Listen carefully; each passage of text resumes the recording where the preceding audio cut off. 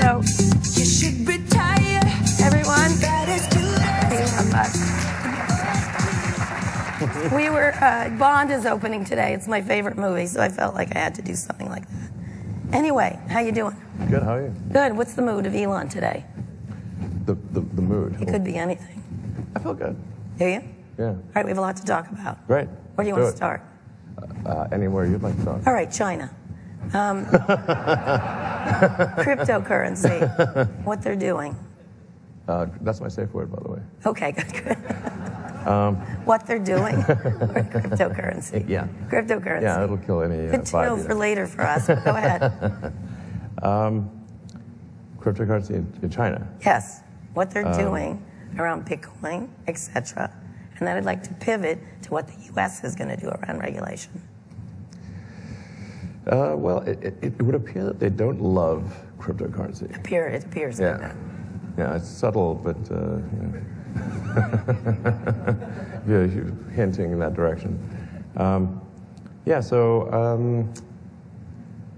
I can't speak to exactly why they don't like it that much, but people can speculate for various reasons. China, by the way, is having some significant electricity generation issues. Yeah. So, actually, I think part of it may actually be due to electricity shortages in many parts of China. So, a lot of South China right now is having random power outages because the power demand is higher than expected. Crypto mining might be playing a role in that. I'm not sure. This is further than that. It is further than that. Well, I suppose cryptocurrency is fundamentally aimed at reducing the power of a centralized government. Yes, it is. And that they don't like that. Okay. That's my guess. Okay. So what do you think is going to happen? Because this I mean, maybe the audience has other The ideas. shares went up. It didn't matter after they announced this. They went down and they went up. You can change the shares of cryptocurrency more than China can. Yeah. Is that a good thing? If it goes up, I suppose it is. I mean, I think there's always long-term role for crypto. Really people should think of any kind of money system, whether it's a store of value or currency, as really a form of information. If you apply information theory to money, whether it's cryptocurrency or some other form, and view it in terms of how good is it at sort of bandwidth, latency, jitter, dropping packets, which is, you could say, like fraud is like losing packets or something on the network, its overall security, then I think a lot of these things just make a lot of sense in that, Sure. in that regard. Like any form of money has no power in and of itself except as an exchange of value between people for goods or services, or to translate things in time, like a loan. So is this the right thing for governments to do, to take control of it? Is it possible? It is not possible to, I think, destroy crypto, but it is possible for governments to slow down its advancement. So what should the U.S. government do? We had Gary Gensler on earlier, SEC chairman. He was calling it the Wild West of finance. What should they do, if anything? I would say do nothing. Okay, they're Yeah. not saying that. Yeah, I mean, I would seriously just let it fly. Because? Well, what do you think governments can do? I think they can, like you said, I think they can ruin it. I don't think they can just slow it down. I think they can stop it. I don't think they can control it. And therefore, they may want to stop it. Yeah, I mean, I wouldn't say that I'm some, massive cryptocurrency expert. I think there's some value to cryptocurrency. I don't think it's like the second coming of the Messiah, which some people seem to think. It will hopefully reduce the error and latency in the money system, the legacy money systems, and reduce the, governments have a habit of editing the money database, which is like probably some ancient mainframe somewhere in Virginia running COBOL, FY. It's kind of bleak to think about that. When governments can't keep their hand out of the cookie jar and edit the money database, there's probably some value to that. Okay, so what are you're saying you're not an expert, but you spend a lot of time tweeting about it. Now, you tweet about a lot of things. We'll get to that in a minute.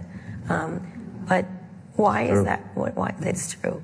Why is that of interest to you, crypto? Because you become, I wouldn't say the crypto messiah, but you're close. Crypto messiah. That's going to be a tweet. Oh, no. I mostly don't tweet about crypto. This is a minority of small number of tweets. Okay. So, I do know a lot about the money system and payments and how it actually works, as opposed to, say, how economists think it works. On a practical basis, just how money's just basically the monetary system is a series of heterogeneous databases that are not real time, with the exception of PayPal and a few others, and to reconcile on a batch basis. That may take anywhere from 24 hours to several days. So it's slow. That's just a lot of latency and jitter, and the ACH system has basically no security. And this has just it was that way when PayPal started in '99, and it's still that way 22 years later. So it needs reform. Yeah, exactly. So I want to move on to when China. I want to stick with China for a second. You're operating there, selling there. What do you make of what they're doing to the tech entrepreneurs there, the tech moguls?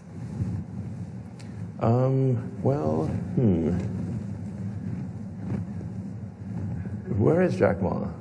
Where is Jack Ma? I know. Do you know? No, I was curious. You have some means to find out, I'm guessing. Maybe. I don't know. I think there are some changes afoot in China. I think part of this may be actually COVID related, in the sense that it's been quite difficult to have in-person meetings in China, and China really runs, the whole system is set up to run on the basis of in-person meetings. And the absence of these meetings for the past 18 months, I think, has probably led to things being worse than they would be if there were more in-person meetings. Okay. So I think as COVID lifts and the in-person meetings return, I think I think probably there will be an increase in the sort of trust level, and I think things will probably start heading in a more positive direction. The trust level between tech and the government. Yeah, both internally within China and with respect to people from the U.S. and other countries going and visiting and meeting with officials in the Chinese government. China is very much set up to work with in-person meetings, and so COVID, I think, has impeded that. So I think things will improve, most likely, as the in-person meetings resume. So they did these antitrust actions because they couldn't say hello. I think not all of it can be ascribed to that, but it's some of it can be.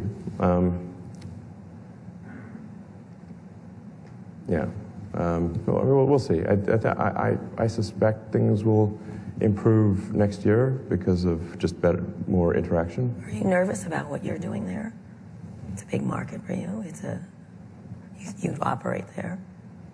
Yeah, we've got a big factory in Shanghai, which is doing very well. The Tesla China team is doing great work, and we do well with selling in the Chinese market, as well as producing cars for China and for export to Europe. So overall, things are going pretty well, frankly. You're not worried about U.S.-China relations? I don't. It's not. No, not especially right now. Not especially. All right. So let's talk about space. You had a recent space. You sent up a bunch of civilians into space. You did Yeah. not send yourself up. No, I've not sent myself up. I suppose I will at some point.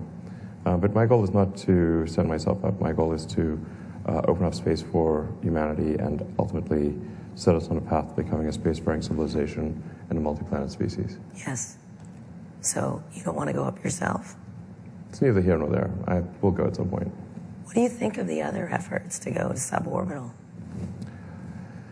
Suborbital is a step in the direction of orbit, but so. But just to put things into perspective, you need about 100 times more energy to get to orbit versus suborbit. And then to get back from orbit, you need to burn off that energy. So you need a heavy-duty heat shield because you're coming in like a meteor. Yes. So like orbit is roughly 2 orders of magnitude more difficult than suborbit. But it's still, good to do something in space. What did you think watching those, both Richard Branson and Jeff Bezos doing that?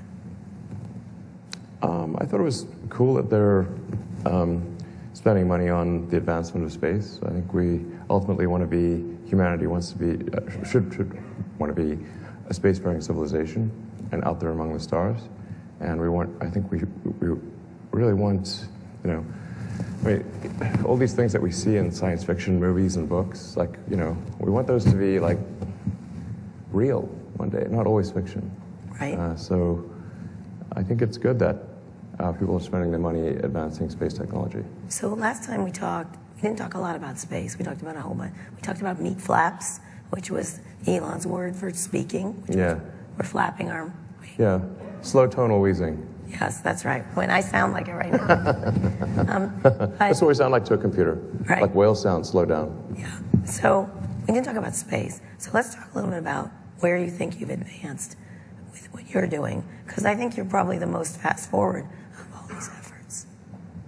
Yeah, so with respect to SpaceX, let's see. There's two, besides orbital human spaceflight and providing transport for NASA of astronauts and cargo to and from the space station, which we've been doing for a while now, over a decade. We have something called Starlink, which is a global internet system, and this is, I think, going to have some profound positive effects on the world because Starlink is really designed to serve the least served. You have 1,300 satellites up right now, is that correct? 1,500. And you want to put 30,000. Yeah. We'll get to space pollution in a minute, but explain what were the reasons for it. Yeah, so in order to provide high bandwidth, low latency connectivity to a large number of people, you need a lot of satellites, and they need to be at low Earth orbit so that latency is low. The problem with satellites that are at geostationary orbit is that they are around 36,000 kilometers, whereas we are at 550 kilometers. So gigantic difference in latency. For the Starlink system, you could play like a competitive video game that's latency dependent and still be able to play it with Starlink. It's like browsing a terrestrial system, essentially. But Starlink is really, just to be clear, not a threat to 5G or terrestrial fiber or anything like that. But it's very well suited to low to medium density regions of the Earth, places where it is too expensive to trench fiber or put 5G cellular base stations, and so it's really a good. It kind of takes care of the people that just didn't get internet, or either the internet's too slow or too expensive, or they just don't have it at all. It's very well suited, a space-based system for serving like the least served, maybe 5% or something like that. How big a part of your space business is it, from your perspective? I mean, I think it's quite significant in that the launch side of things, just launching other people's satellites and serving the space station, probably tops out around $3 or $4 billion a year of revenue, whereas if we can get to say 3% of global internet traffic, then that's roughly $1 trillion a year business. Then we can increase our revenue by an order of magnitude to more like 30 billion or something like that, and then we can use the proceeds from that to develop the rocket technology necessary to get humanity to Mars and to the Moon and elsewhere in the solar system. So so I think Starlink is good in and of itself for providing, like I said, providing internet access to the least served in the world. I think it's a fundamentally good thing in that respect. And also offering a little bit of competition in the cities, although Starlink can really maybe serve less than 5% of people in a city. It's just because of the way the spot beams from space are very big. So anyway, it's a very nice complement and a necessary complement to 5G and fiber. And like I said, it'll provide a revenue stream for us to develop our next generation rocket, which is Starship. With Starship, we're trying to achieve a fundamental breakthrough that is the holy grail of rocketry. That is to have a fully reusable orbital rocket. This is extremely fundamental. With Falcon 9, we have a mostly reusable rocket. Which you recently proved it landed, correct? We've been landing for quite a while now, but so we in fact, a number of our boosters are on their 10th reflight. So we've shown that reusing the boost stage can be done, and that it is economically sensible to do so. What's the difference in price between Falcon 9 and competitors? In using a reusable rocket? Oh yeah, sure. It's really gigantic. With Falcon 9, we still have to lose the upper stage, and you can think of each stage being like the equivalent of a jet airplane. So the boost stage is like the big jet airplane. Upper stage is the small jet airplane. We still throw away the small jet airplane every time. So Falcon 9 is able to be the most competitive rocket in the world because we recover the boost stage and the fairing. But still, our best case marginal cost of launch, not taking into account overhead allocation, is about $15 million per launch. Yeah, for 15 tons to orbit. Which is quite big. Like SpaceX, over the last year or so, has delivered about, I think, roughly 2/3 of all payload to orbit of Earth. And most of the remaining third is China, and then everyone else is kind of in the miscellaneous. So anyway, but we still have it's still $15 million mostly because of What's the cost differential between that and what you're aiming for? Yeah, so basically Falcon 9 is effectively about half to a third of the cost of alternatives because of the reuse of the boost stage. With Starship, we should be able to get to the point where it's maybe 1% the cost of an expendable system. So that would just be $1 million, right? Or yeah, the marginal cost of launch we think can be it could be potentially under $1 million. So is anybody for close? for over 100 tons to orbit? 100 more than 15. You said 15. Yes, 100 tons likely, and with refinement of the design, probably 150 tons. So essentially, it would be 10 times the payload of Falcon 9 for 15 times lower cost. So when is that happening? 100-fold better. It's really profound. Essentially, with Starship, it is possible to make the economics close for creating a self-sustaining city on Mars and a base on the Moon for those who want to go there. So it's really very, very profound development. And that's what I'm spending most of my time on, is driving the development of Starship. Starship, so you can go to Mars, or you want civilization on Mars? Civilization on Mars. So what's first, the moon base or moon base first, correct? I mean, the moon is close, so we might as well. Okay, Yeah. you might as well. And it's practically right there, you know. Excuse me. So you got a contract with the Defense Department to do a lunar lander, which From is NASA. From NASA, which is being disputed by Jeff Bezos.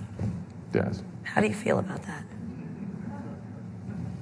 Well, I think I've expressed my thoughts on that front. I think he should put more of his energy into getting to orbit than lawsuits. You cannot sue your way to the moon. Okay. No matter how good your lawyers are. Yeah.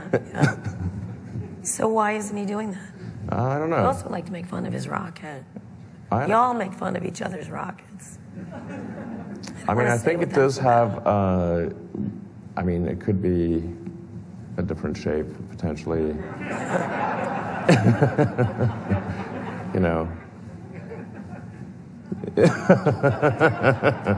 Could you explain from a technological point of view why it's that shape? Well, if you are only going to doing suborbital, then your rocket can be sort of shorter. Yes.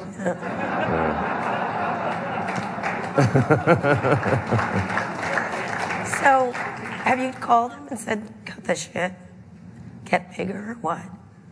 I have encouraged him to emphasize getting to orbit. Yes. Do you talk to him? Not verbally. Verbally? What is it, mind meld or No, what? just Tweet at him. Yeah, You yeah, tweet at him. yeah, exactly. Subtweet, if you will. Subtweet. So what subtweet? You do subtweet him. So what are you going to do with the lunar lander, and how do you get the moon base there? Yeah. So Starship is designed essentially as a general purpose transport system to anywhere in the solar system because it is a propulsive lander. And with a propulsive lander, you can land anywhere that's got a solid surface. And it's also designed for orbital refilling. So you can get the Starship to orbit and then send tanker flights to refill it so that it has tremendous delta velocity. Basically, it can go very far from Earth orbit because you can refill propellant. The moon base is important because? Well, I think the moon base, certainly there's like a lot we could learn scientifically if we had a proper laboratory on the moon about the nature of the universe and, where we all came from and the early history of Earth and that kind of thing. Yeah, we have a science station in Antarctica, and we're still learning a lot from, our activities in Antarctica, and I think we could learn even more on the moon. So there's a lot of value, I think, to having and I think it'd be just freaking cool. I mean, come on. It's like, we got to, humanity, we got to represent here for humanity. Just have a base on the moon. But I think everyone would be like, yeah, hell yeah, we got a base on the moon. That's cool. Yeah. For tourism? What do you think? No, so the space? science, I think, like a lot could be learned if you've got a sort of a science station on the moon, like we've got a science station in Antarctica and many other places. I think there is value that shouldn't be denigrated for people who want to experience going to orbit or going to the moon. When they do so, I think to some degree vicariously we all go with them. When in the Apollo program, when they landed on the moon, it was just a handful of individuals on the moon, but we all went with them vicariously. Humanity went with them. Like if you did a poll of people on Earth and said, "Tell me, what do you think is humanity's greatest achievement of the maybe ever?" It's like landing on the moon. And that's inspiring, I think, to kids everywhere. So you just sent up 4 civilians. Is that space tourism you're doing? And by the way, you have to be kind of rich to do it. Like from what I understand, I cannot afford to go to the moon, for example. Yeah, I mean, I think it's got a bit more gravitas than, Okay. you know, metaphorically, figuratively, and literally, more gravitas than, you know, simply tourism. It's not like going to Disneyland. You know, it's like it's more profound than that. So sometimes people use tourism in a sort of a negative way, but I think, you know, especially with the inspiration flight, I think they really, I mean, you know, they filmed the whole thing in real time. You know, they shared their experiences with the world. It was a really cool group of people. I recommend watching the Netflix show Countdown. Mark Benioff talked about it. It's awesome. I didn't have anything to do with it, and the production value on the Netflix Countdown documentary is amazing, and you learn about the backstory of the people, and it's actually super. Tourism. You don't like this is for science and for saving humanity, presumably. Yeah, I think tourism. I think that there's an element of tourism to it, but I think, you know, there's also, you know, the technology is expensive at first. You can't just, when you're trying to develop brand new technology, it doesn't instantly become cheap and affordable. I mean, think of like cell phones, and the early cell phones were really expensive and sucked, you know, Yeah. frankly. Like, you know, you think of like Wall Street One, where, you know, he's walking down the beach with the shoebox-sized cell phone on it, you know, talking to this. And so just like really expensive, and the tech wasn't that great. But if some number of people didn't pay for the expensive cell phones, there would not be the inexpensive cell phones that everyone can afford. So we should thank billionaires for going into space.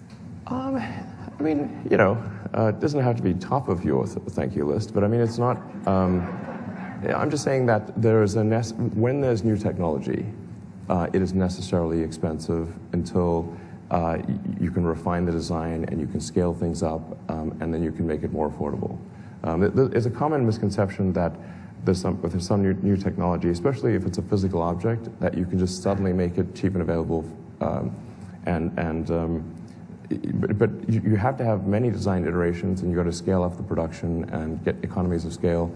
Like we had this argument against Tesla for a long time, because people would say like, well, why are you building this Tesla Roadster back in the day? It's basically, you know, it's an expensive toy sports car for rich people. And we're like, yes, it is. But there's no way we could build an affordable electric car as our first car. And if, you know, we just didn't have the capital, we didn't have the experience, and we needed to go through several technology iterations in order to get to something like the Model 3. Right. I actually wrote a blog about this because I knew people would be like, why are you making sports cars for rich people, as though we thought there was somehow a shortage of sports cars for rich people. We're obviously not. But you just gotta figure out the technology. You gotta go through multiple design. Like how do you make something mass market and affordable?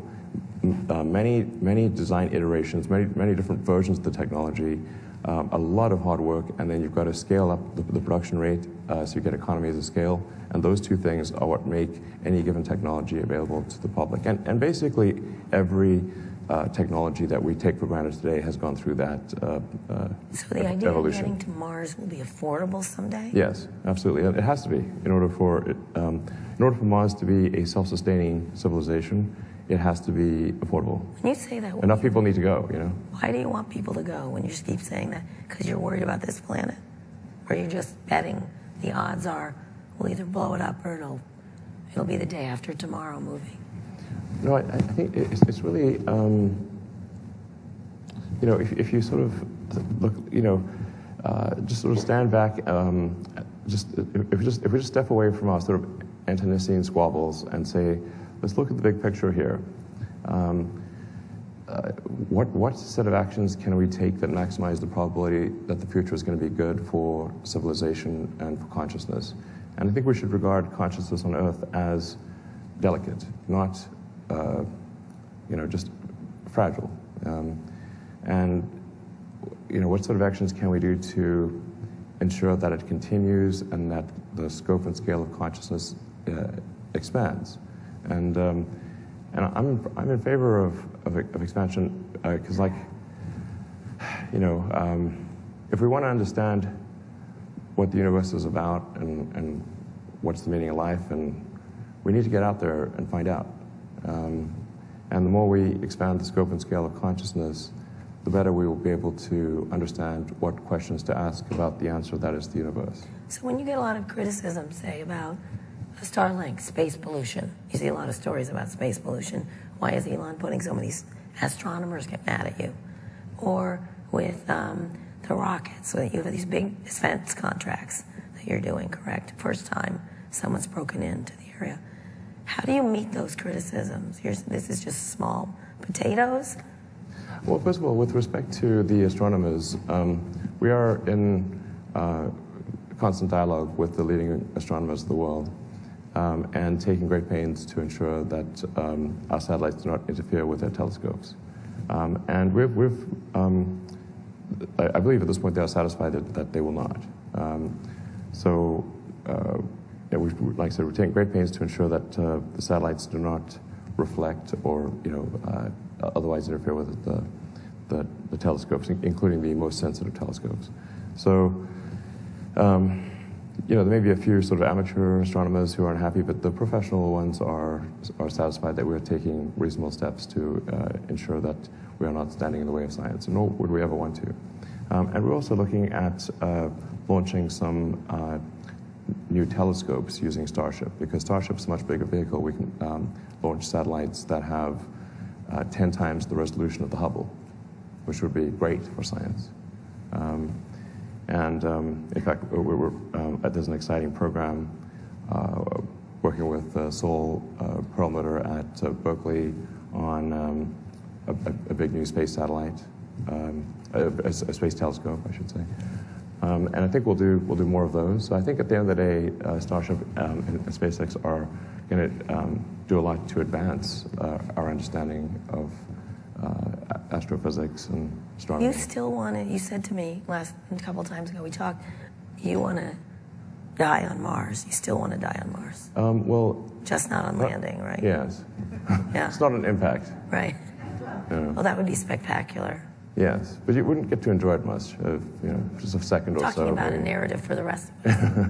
Yeah, no, well, I was just asked, do you want to die on Mars? And I was like, well, I suppose if you're going to pick Earth or Mars, and it'd be cool to be born on Earth and die on Mars. I'm not trying to make a beeline to Mars and just die or something.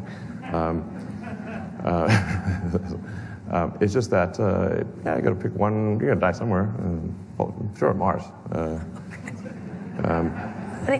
interviewed a lot of I guess they're biologists. They're worried about, essentially they said you have to be under the Earth, a couple hundred feet. No. You get short. Definitely not a couple hundred. Feet, you just need, first of all, half the time you're shielded by Mars itself. That's half the radiation is just the planet shielding you. And then you want to maybe have 3 feet of dirt-ish on the roof, or just kind of a thick roof. They'll be fine. So you're not worried about becoming shorter and stupider by moving to Mars? No, I think we might become taller, actually, on Mars. A little bit taller, yeah, because the gravity is roughly 40% that of Earth. Okay, that would be good for me.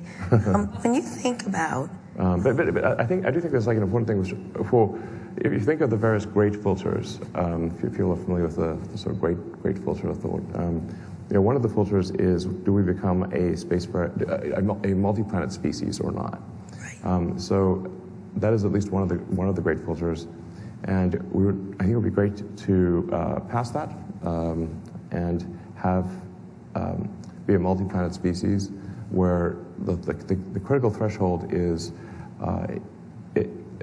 for a Mars city. If the resupply ships from Earth stop coming for any reason, whether that is civilization on Earth, it could be a mundane reason or it could be World War III.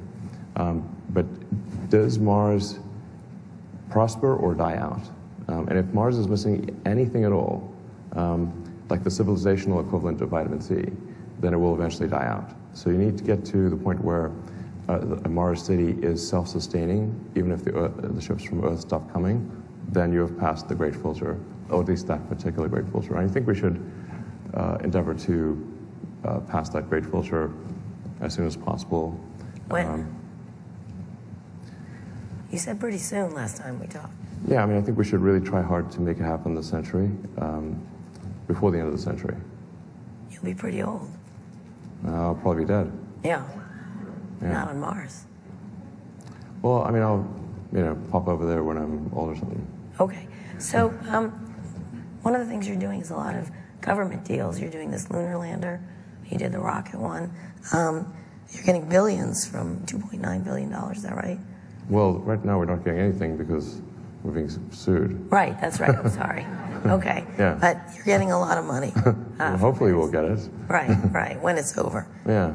Any fixes. I mean, most of our launches are commercial, to be clear. Yes, I understand that. But you're doing a lot of government work. Sure. What is that like, working with the government? I mean, Is that important to your business? Yeah, I mean, it's an important part of the business. I mean, bear in mind if you're in any industry, like let's say you're a pencil manufacturer, okay, about 40% of your pencils are going to go to the government. Right. The government's about 40% of the economy. If you're a shoe manufacturer, about 40% of your business is going to be with the government. So, it's to be expected that any company is going to have most companies are going to have a percentage of business with the government, state, federal, and local, that is proportionate to the GDP of the government. So one of the criticisms of you is you don't pay enough taxes, if any. Can you address that? Because here you are getting money from the government. You obviously want a functioning government to be able to build all kinds of things and services. How do you look at that trade-off? Well, I mean, there was a bunch of very misleading stuff that was published by ProPublica. And really that was some sort of trickery, and really they did themselves no good service by doing that.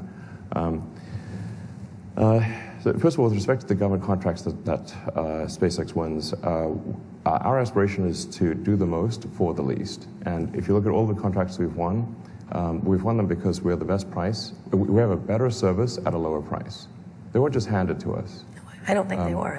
That's what I'm saying. In fact, you called me and said, we finally got in after years of sort of this backslapping. I think it's a great thing. That is a great thing. Absolutely. I mean, for the lunar lander, just taking that as one example, our bid was half the price of the Blue Origin Lockheed bid. Half. So for a vehicle that does basically 10 times more or 8 times more perhaps, our price was half. Okay. And NASA has a mandate to get back to the moon, so we save taxpayers like $3 billion relative to that contract. So I think that's a good thing. With respect to my personal taxes, I don't actually draw a salary or anything. My cash compensation is basically zero. Which is a good thing, because income is a problem for most people, because they pay taxes on income. That was the whole point of the story, I think. Yeah. So I do have stock options that vest, and so in the years that but I basically with Tesla and SpaceX, I just have not really bothered to sort of take money off the table, which is most people do. They sell some of their stock and they take money off the table. And for me, I just said, my money will be the sort of, it was the first in and it'll be the last out. The success of SpaceX and Tesla was far from assured, and there are many times when it looked like the companies would, and they skirted bankruptcy many times, but I never tried to take money off the table. And now this is trying to be turned around and made into a bad thing, and that's messed up. But when my stock options, just before my stock options expire, then I am forced to exercise, and my top marginal tax rate is 53%. So I don't think that's particularly low, and it's going to go up next year. It's probably 57% or something. When you sell.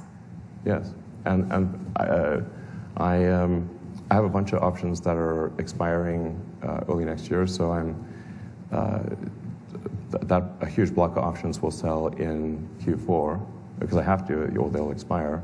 And my top marginal tax rate is 53%. So you eventually will pay a lot of taxes. Massive, yeah. I mean, basically, the majority of what I sell will be taxed. I don't think it was alleging illegality. It's that wealthy people got to borrow against their stock. Yes, they were saying that like somehow borrowing is a trick to get away from paying taxes, but it's important to bear in mind that we've had a very long expansion in the economy, maybe the longest ever, and borrowing against stock is all sort of fun and games until you have a recession and you get the margin calls, and then you go to zero, which happens basically every time there's a recession. Right. Stocks don't always go up; they go down. Yours seems to. Most stocks have gone up, including some questionable stocks, frankly. Are you talking about yourself? I'm sorry. I think. Are you surprised by how much it's gone up and how wealthy you've become? I mean, I have literally gone on record and said I think our stock price is too high, in my opinion. And this did nothing to stop the rise of the stock price. No. So, I don't know, what am I supposed to do? You know, I'm not the one making it go up. But I think it's important to bear in mind, like my actual tax rate is 53%. They try to make it sound like basically there was a big increase in the value of the Tesla stock, and then they added up. They just very selectively poked at the numbers to make it sound like I was paying very low taxes. But in fact, my taxes are very high. They're like over half. When you pay them, when you will pay. Yes, and a huge amount will be paid in the next 3 months because of expiring options. And there was like 1 year where I think my taxes were basically zero. And the reason for that was because I'd overpaid taxes the year before. And I forgot to mention that. You didn't call them back.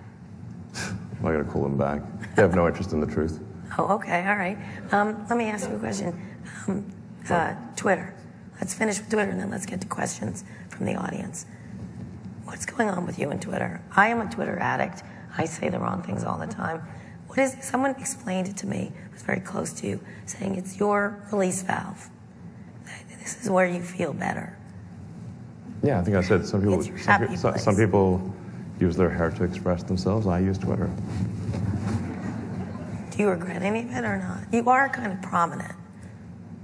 Yeah, I mean, sure. Walk us through when you decide to do a tweet. You go, no. Well, yes. I think about it for hours. Do you? And I consult with my strategy team. You just literally go, yeah. Yeah. Or maybe I'm wasted and I've gone. Let me shoot myself in the foot. Bam. Now let me shoot myself in the foot. Bam. Yeah. That describes some of my tweets. Yeah. Are you worried about any SEC involvement in your tweets going forward? What does that stand for again? I mean, I know the middle word is Elon's, but I can't remember the other two words. You need to answer me. You need to answer me. Are you worried they're going to say, Elon, stop fucking tweeting? You're talking about the Short Seller Enrichment Commission? Yeah. Yeah. Short Seller Enrichment. That's their new name. Is it? Yeah. Can I ask about the particular recent tweet you did about, you did one great tweet about time, saying time is the currency, which I thought was beautiful. Time is the ultimate currency, yes. No matter what resources you have, you can't wind back the clock. It's true. Yeah. No matter how rich you are. Yeah. But then you did the Biden tweet. Can you explain that one? Oh, yeah, I mean, so, like Biden held this EV summit. Didn't invite Tesla. Invited GM, Ford, Chrysler, and UAW. An EV summit on the White House. Didn't mention Tesla once, and praised GM and Ford for leading the EV revolution. So you were pissed. Does this sound maybe a little biased or something? And then, just not the friendliest administration. Seems to be controlled by the unions, as far as I can tell. So, are you waiting to get Trump back? No. Who would you like to be president besides yourself? I would not want to be president at all. Sounds like no fun being president. What do you think is going to bring our country together, if at all? Moving to Mars, what? Well, I think if there was some moderate, sort of centrist president, then I think that would help. I think everyone just wants. I think most people want a president who is just a very competent, executive. Not too far left, not too far right, and everyone would be like. I think most people would prefer that. When it comes down to the election, you've got two choices. You're like, maybe you don't love either choice, but you got to pick one. Do you think that'll happen? Do I think there will be what? Centrist. I hope so. Yeah, hope so. Oh, that'd be nice. What about democracy? I'm not super worried about democracy.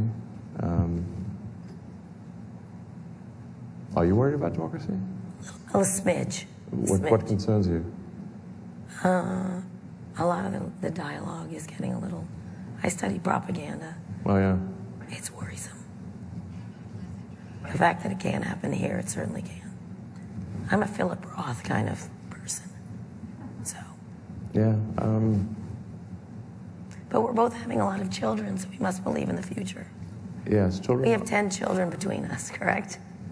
I believe yes. You're slightly ahead, but you've got a rocket. Anyway. I do think there is. I think a lot of people think that there's too many people on the planet, but I think there's, in fact, too few, and that the possibly the single greatest risk to human civilization is the rapidly diminishing birth rate. And the facts are out there for anyone to look at. But a lot of people are still stuck with, Paul Ehrlich's book, Population Bomb. And it's like, that was a long time ago. That is not the case today. And there was a massive notch in demographics last year because the birth rate plummeted, and also this year. So more children. So, I mean, if no babies, no humanity. You got to come from somewhere. Okay, we're going to end on that. We need questions from audience because there's a lot of great questions. Hey, Alana. I'm Ronan Levy from Field Trip. We spent a lot of time talking about outer space. Want to ask you about inner space, and the question specifically is, do you spend time thinking about humanity's somewhat destructive tendencies before sending people to Mars? And specifically, you've talked about the subject of DMT, and curious to know what role you think psychedelics may have in addressing some of the more destructive tendencies of humanity. We're going to talk about this tomorrow. Okay. Well, I think generally people should be open to psychedelics. Yeah. So, yeah, clearly it's a. I mean, yeah. A lot of people making laws are kind of from a different era.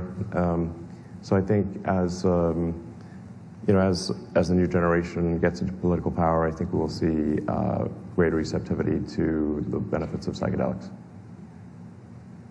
Does humanity's tendencies right now concern you, like about before we go to Mars?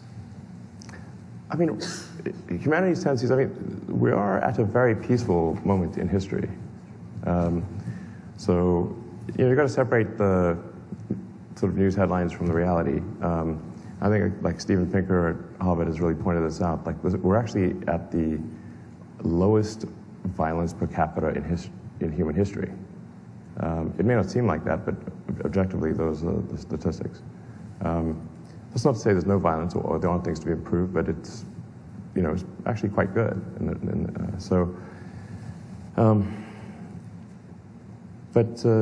Just like I said, big picture-wise, I think we want to take the set of actions that maximize the probability that the future is good, and that civilization continues, and that the sort of this small candle of consciousness in the void that is humanity continues and the candle does not go out. Okay, next up here. Hello, my name is Lena. I'm a student at the University of Chicago, and I also have a podcast called Kinda Sorta Brown. So my question centers a little bit what you talked about concerning that, you're building this world for not enough people yet, but the people that now are here.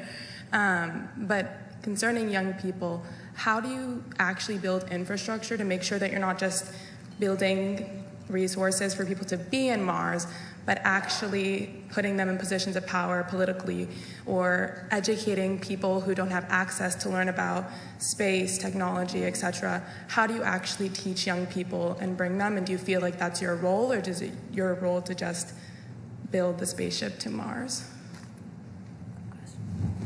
Well, our primary goal is to create the technology necessary to get people to Mars, in the absence of which, it's somewhat academic. So we don't want to get too distracted from our primary mission of we got to make it at least possible to go to Mars, and we want to do so as soon as possible, and make access to Mars as widely available as possible, as affordable as possible, so that if somebody wants to go, they can. So that's our primary mission. There are many good causes in the world, but we've got to be careful that we do not try to take on too many.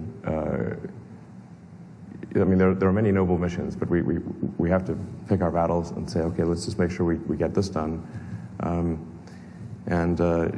because nobody else is doing it. And if SpaceX doesn't do it, I'm not sure how it will happen. I think this is at least right now, SpaceX is the only hope. So we've got to get this done, and it's far from done. We've got a long way to go. Starlink, in terms of providing internet connectivity to people that really don't have it, or it's very expensive, I think will be helpful in empowering a lot of people who are disempowered today. So I think that's a good thing too. Right, next. Hi, Techno King. How do you respond to allegations? You call him that, Techno King? Yeah. Okay. That is my formal title. I filed that with the SEC. Got to be respectful, Kara. Yeah. Okay. How do you respond to allegations that you're a living cybergenetic organism sent from the future to save us? And secondly, I can neither confirm nor deny that. He's good. And secondly, what do you think the probability is that general purpose blockchains that have greater utility will eclipse the value of like a finished product in Bitcoin? I'm not sure how to answer that last one. I think just generally public ledger stuff is good, because I'm a fan of open source and just sunlight being a great disinfectant, and the less things occur in the dark, the better. It's sort of a cryptic. Basically, blockchains are it's a cryptographic ledger, an open. So I think that there's probably a lot of good things that can be done with that. So. The first question. I said I could neither confirm nor deny. Okay. Right here. Hey, Elon. Alex Heath with The Verge. The question's on the self-driving beta you guys are rolling out. Yeah. Curious why you're encouraging people to not share videos, making them sign NDAs. Just be curious to hear. No, there's a lot of videos being shared. But the NDAs. Pardon me? The NDAs for the full self-driving beta? I don't know. People don't seem to listen to the NDA. I'm not sure there's... I don't know why there's an NDA. We probably don't need it. And people just are ignoring it anyway, so I'm not sure it matters. All right. So I'm going to ignore this. I'm going to keep getting questions. Let's do two. Hi, Elon. Zia Yusuf from BCG. Could you talk a little bit about AI and robotics? And you've expressed concerns in the past, but building some as well. What do you see as the issues that we do have to solve on that front? Well, I've said for a long time I think AI safety is a really big deal. And we should have some regulatory agency that is overseeing AI safety. But there is not yet currently any such thing. And just generally any kind of regulatory agency done by the government will usually takes years to put in place.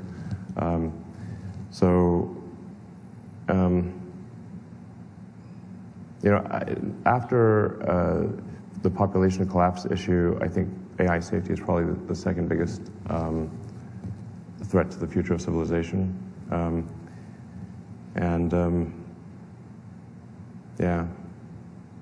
Like I said, I'm not quite sure what to do with it. Tesla is arguably the world's biggest robot maker because we have basically semi-autonomous cars that will ultimately be fully autonomous. And we are building a humanoid robot that will be basically like the car but with legs. And I kind of held off on doing that for a while because I certainly don't want to hasten the AI apocalypse. But clearly, if you look at Boston Dynamics and like those humanoid robots are going to happen. So they're either going to happen with or without Tesla. So it's like Tesla, I've got a lot more ability to ensure robotics safety and AI, and I'll try my best to do that. What would you do to... No, we can't do more, sorry. You got it quick. Go ahead. First, thanks for making the first car I ever loved. I love the great. car. My wife insisted I ask this question if I got here. We also have way too many children. That's probably great. If there's any chance that you could put a roof rack on the X, that's what she's looking for. We need a roof rack on the X. If you could figure that out, that's almost more important than going to Mars. We have not figured that out. I mean, it's tricky because we have the fancy doors. They're awesome. The doors are awesome, but if you have a roof rack, it's like, how do you stop the doors from smashing on? I heard you were smart. Yeah. Thank you. Now, the Model Y has a roof rack, though. It's not big enough for all the kids. Really? It seats 7. Not normal kids. Okay. What do you have, separate cars for your children? Elon, thanks for It does have a tow hitch. You can tow your stuff. Those are the last two questions. Elon, thanks for the Plaid. It's a great car. As we're all, waiting for full self-driving. Plaid's awesome. Really, it's awesome. We might have to argue a bit about the yoke, but we're getting accustomed to it. It's a great car.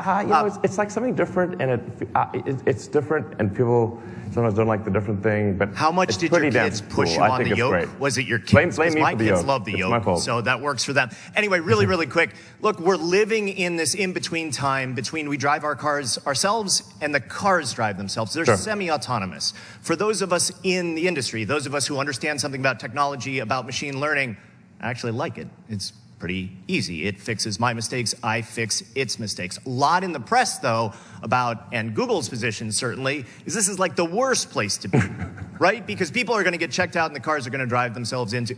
What do you think about the ML human hybrids that we're kind of, embracing right now? How long are we going to have these crossover periods? I know you believe FSD is around the corner. Do you think this is really a problem, or are we going to teach people to deal with ML? Well, I mean, the transition period to new technology is always a little bumpy. Fair enough. And, but I think we published the safety stats, like basically miles driven on autopilot and miles driven manually. And this, I mean, it's an order of magnitude different. So, like, people can say, oh, well, you're playing with the statistics. I'm like, listen, we're just saying miles driven on autopilot, miles not driven on autopilot, and there's a factor of 10 difference.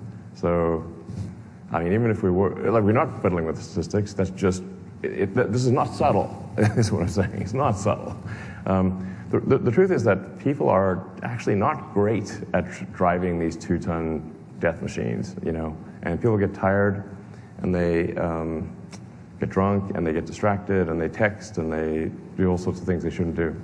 And then the cars, they crash, basically. When we were embarking on the autonomy front, someone told me a thing that's quite true, which is even if you, for argument's sake, reduce fatalities by 90% with autonomy, the 10% that do die with autonomy are still going to sue you. Right. The 90% that are living don't even know that that's the reason they're alive. Nonetheless, I've had many conversations with the Tesla Autopilot Full Self-Driving team, who are just an outstanding group of people, and saying, like, listen, guys, it is better to pursue, like, the reality of doing the right thing matters more than the perception of doing the right thing. And as long as we are confident that we're doing the right thing, even if we are criticized and sued and all that, we should nonetheless do the right thing and not care about simply the perception of the right thing. Okay, last question, sorry. Rick Cutter with Cloud for Utilities. Thank you so much for the hard work you've done with Tesla driving the EV market. As we move towards more green energy, utilities are getting rid of their fossil plants, coal plants, investing in renewables. There's a difference in the economic output they can deliver. Are you concerned at all as the growth of EVs continue? Do you think we could have a supply chain problem with energy down the road? Yeah, I think that's a very good question. The full answer is lengthy. I'll try to give the short version. The electricity demand, roughly, if we shift all transport to electric, then electricity demand approximately doubles, maybe a little more than doubles. And this is going to create a lot of challenges with the grid, especially for distribution to neighborhoods. And this is why Tesla has the product, the solar roof and solar retrofit, is because even if you increase sustainable power generation at the utility level, you're still going to have a distribution problem where you need new high power lines, new medium power lines. You need to dramatically increase the size of the substations, which means you're going to have to start knocking down houses to increase the substation size. This is really unworkable unless you have significant local power generation at houses. And this is why I think it's actually very important that a necessary part of the solution is local power generation on rooms, on the houses of homes. Very important. And then, of course, we need large sustainable power generation developments, primarily wind and solar, but it needs to be paired with battery packs for steady state so it can provide continuous power. And a lot of good things are happening in this regard. The growth of solar in the last several years has been incredible. I think it's like a 40% compound annual growth rate in solar, and also a big growth in wind. I'm also kind of a pro-nuclear, pro-nuclear. You know, I'm sort of surprised by a lot of the public sentiment against nuclear. You know, I'm not saying we should go build a whole bunch of new nuclear plants, but I don't think we should shut down ones that are operating safely. But they did this in Germany, for example, and I think that was, and then had to create a whole bunch of coal power plants, and I don't think that was the right decision, frankly. So, yeah. Anyway, so we're one way or another, though, we're going to have a lot more electricity generation, and this is primarily going to come down to solar and wind paired with batteries. Which will be our next conversation. Okay. Sounds good. Tesla, boring, solar. Sounds good. Okay. Great. Can I ask you one more question? One time we talked a couple years ago, Code. You said we were in a simulation. This past couple of years has seemed truly fucked up. Yeah. It feels like a bunch of teenagers from the future are just really smoking a lot of dope and fucking with us. Are we in a simulation? I mean, my heart says no, and my brain says yes. Elon Musk.